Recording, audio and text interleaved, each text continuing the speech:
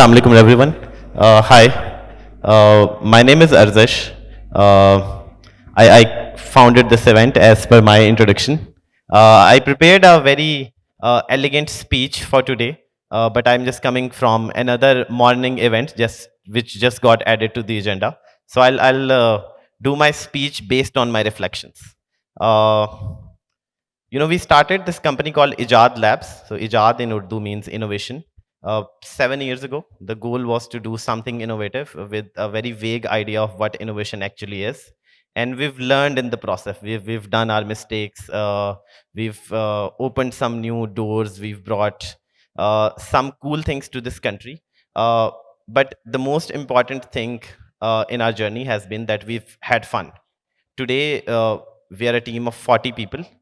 What you see happening right now at Expo Center Lahore is the third edition of Future Fest. The first one happened in Islamabad, then the next one we brought here to this very venue, and this is the third year. It has been a long journey. Over these 3 years, we've built a 40 people team, all of them far more younger than me, and this is honestly their effort, what they've set up. I couldn't possibly imagine doing all these things alone. uh, but today on a Friday morning at like 12:30, we have our parking full. We have thousands of people outside. We have an innovation expo in Hall 1. We have something called ChaiCon, which is an SME expo for made in Pakistan products outside in the lawn. We have a food arena. We have a music festival with Spotify that we set up following our history back in 2022, where we felt that in order to engage the youth, all of you, in a better way, we need to incentivize you with something. For us, music seemed to do the job. Yesterday night we did a very unconventional, cool opening concert to engage the youth of Pakistan, of this very city. We got a lot of mileage on Instagram. I believe I've been getting messages since this morning. One of the key achievements of yesterday was that we invited creators. So we created a creator pass, invited Instagrammers, YouTubers, everyone who's kind of creating content, recognizing their potential, their contribution. And we had around 1,500 or so creators, which is by far the biggest gathering of creators ever in any event. Uh, and to enable this creation, we've set up an enterprise grade Wi-Fi in this facility with 2 GB dedicated bandwidth. I'm getting too technical here, but all of these things, it's important to share with you to kind of give you a glimpse of what it takes to set up something like this, especially when it's not done before, especially when maybe the ecosystem around you doesn't support an activity like this, or maybe any other innovative thing or entrepreneurship or the youth of Pakistan to reach their full potential. But now to the more positive end of my speech. But now we're not limited by our physical boundaries, by the cities we are born in, by the countries we belong to. We're part of a global community. I have so many of my international global friends here who've been coming for many, many times, and some of them have come last year, announced some amazing initiatives like Reskills from Malaysia, and Jimmy is here who's doing a win speech section. Then I see Murtaza Hashwani Saab and Haseeb Kardezi Saab, some amazing leaders from Pakistan are also within the country are also present here. Uh, what I've learned over this brief journey is that internet has kind of opened the doors for us, opened the door for the fifth largest population in the world. By 2032, we will be the third largest working age population in the world. Pakistan's median age is 23. Unfortunately, Pakistan's leadership's age is not 23, which is why we see a lot of disconnect in what we want and what is given to us. But it's merely a disconnect. I don't think they're ill-intentioned. I think we need to be more vocal. We need to come together. We need to go online. We need to tell them what we want, how we want to shape our future. And if they don't listen, we have to do it ourselves. We have to fight for what we want, what we want to do, what we need to do, and what we honestly deserve. When I travel and I go to countries like Saudi Arabia and the UAE and all these other places, unfortunately, a lot of labor jobs are being done by our brothers and our sisters.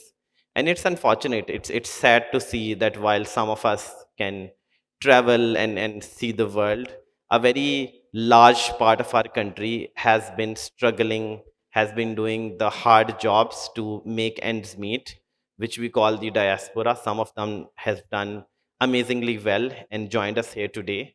But I think we could have done a better job. We could have trained our people better. We could have prepared them to take the full advantage of these opportunities rather than just sending labor.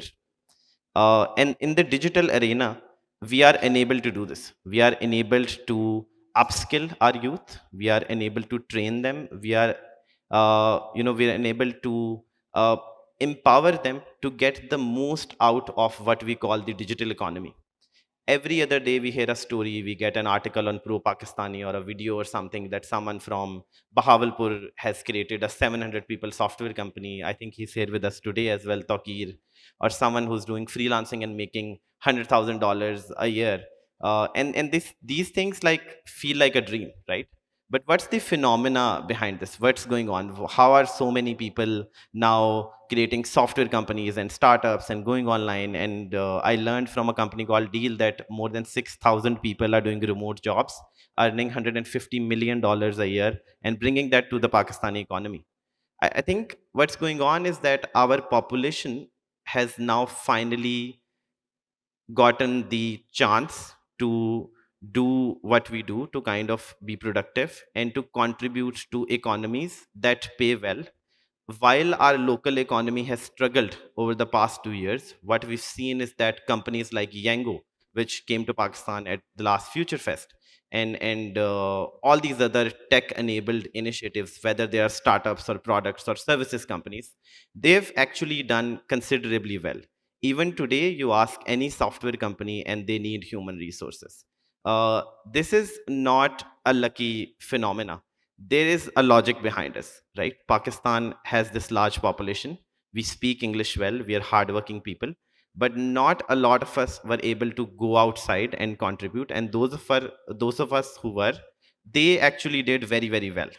Now, over the past 6 7 years, after 3G 4G especially, what has happened is that our young population has gotten a gateway to digital economy. Now you're not dependent on the local currency. Now you're not dependent on the environment that is here, on the circumstances, on the geopolitical issues. The 6,000 remote workers that are working online, I don't think their employers care which country they're from, as long as they're contributing, as long as they're skilled. uh, the West has an aging population right now. We have a fast growing young population, and we need to make the most of this opportunity. The reason for doing this event and doing this over the years, and hopefully for the next many many years, is to just raise a voice, is to bring people together, is to especially bring the youth. We traveled to 40 cities over the past 2 months, my father did especially. And he talked to the youth because I think he talked to me many years ago, and maybe I listened to something, so I wanted you all to listen from him, and maybe take a step further. Uh, Understand that your future is in your hand, and we have to we have to make do with whatever we've got. We've got a lot of challenges. This generation, this country, especially our generation, we feel like the whole world is working against us, but we have to work with this. Civilization has always been like this, and that is why our slogan this year is challenge accepted, because we want to make a call that we, as the youth of Pakistan, accept all the challenges that are given to us, and we aspire to solve these. We aspire to build despite these challenges.